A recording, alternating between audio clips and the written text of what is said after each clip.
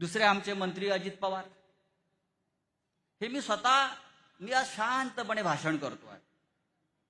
मला शांतपणे थोडक्यात काही गोष्टी सांगायच्या आहेत. अजित पवार या राज्याचे उपमुख्यमंत्री, त्यांनी काय सांगितलं? भारतीय जनता पक्ष हा राक्षस आहे. हे आम्ही म्हणत नाही, आम्ही म्हटलो ते त्यांचे प्रवक्ते आमच्यावर तुटून पडतात.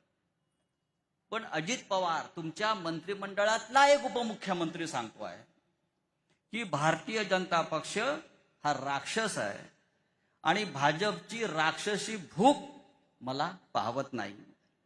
भाजपला सत्तेची मस्ती आणि माज आणि नशा आली आहे. माज हा शब्द अजित पवारांचा आहे. आता हा माज उतरवायला उद्धव आणि राज आहेत.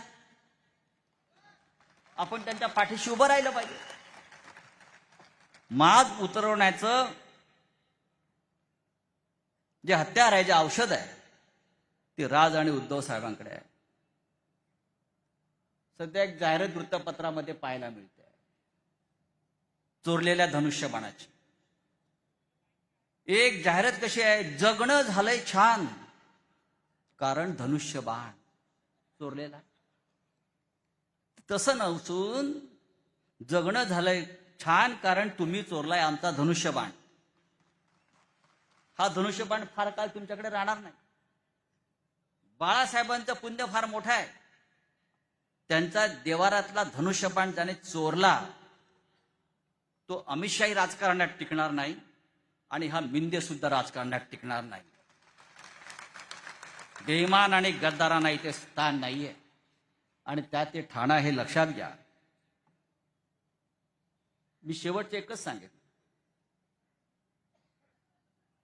की हा महाराष्ट्र छत्रपती शिवाजी महाराजांचा आहे. इथे निष्ठेला किंमत आहे.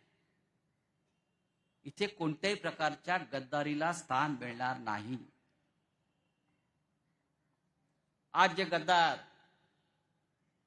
महाराष्ट्राच्या सत्तेत आहेत, ठाण्यात आहेत, त्यांना विचारलं पाहिजे, ठाण्यातच प्रश्न विचारला पाहिजे. तुम्ही आमच्यावर आरोप करता ना, मुंबई महापालिका, अमुक महानगरपालिका. ठाण्याची महानगरपालिका खड्ड्यात कोणी घातली?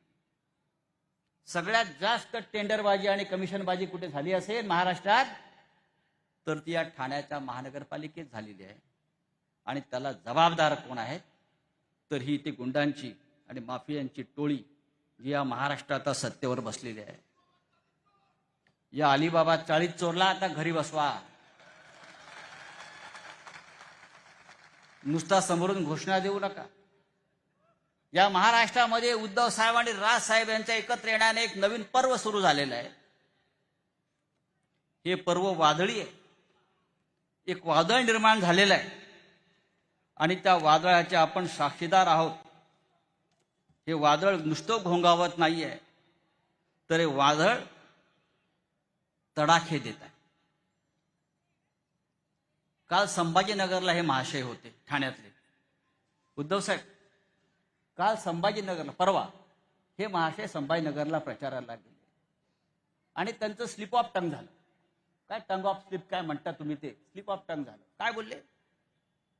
कालपर्यंत हे महाशय असं म्हणत होते की माननीय उद्धव ठाकरे यांचं सरकार हे बाळासाहेबांच्या विचारापासून दूर गेल्यामुळे आम्ही सत्तेतून बाहेर पडलो. पण त्यांचं कालचं भाषण ऐका. ते असं म्हणतायत कालच्या भाषणात, 2022 साली आम्ही बाळासाहेब ठाकरेंच्या विचारांचं सरकार, त्याचं तख्तापलट केलं. बाळासाहेब ठाकरेंच्या विचारांचं सरकार हा त्यांचा शब्द आहे परवाच्या भाषणामध्ये. पहा तुम्ही, बाळासाहेब ठाकरेंच्या विचारांच्या सरकारचा आम्ही टांगापलटी केला. याला टांग्याची फार आवड आहे. आपलं सरकार येईल तेव्हा याला टांग्याला जुंपलं पाहिजे. बाळासाहेब ठाकरेंच्या विचारांचं सरकारचा आम्ही तख्तापलट केला म्हणतो आणि हे बाळासाहेबांच्या विचारांचे वारसदार स्वतःला मानतात. यांच्या जीवात झडत कशा नाहीत अशा प्रकारची वक्तव्य करण्यासाठी. तुमचा संपूर्ण नायनाट इकडली जनता करेल. एक प्रश्न नेहमी विचारला जातो आता अलीकडे मुलाखतीमध्ये, उद्धव आणि राजसाहेब एकत्र तर आले, पण ही त्यांची युती किती काळ टिकणार? तुम्हाला संपूर्ण जमिनीत गाडेपर्यंत, तुमचा संपूर्ण नायनाट करून महाराष्ट्रामध्ये एक नवीन पर्व सुरू करेपर्यंत आम्ही एकत्र आहोत आणि शेवटपर्यंत एकत्र राहू. आपण अशी साथ आणि समर्थन द्या, यांचा टांगा पलटी झाल्याशिवाय राहणार नाही. जय हिंद, जय महाराष्ट्र. धन्यवाद राऊत साहेब.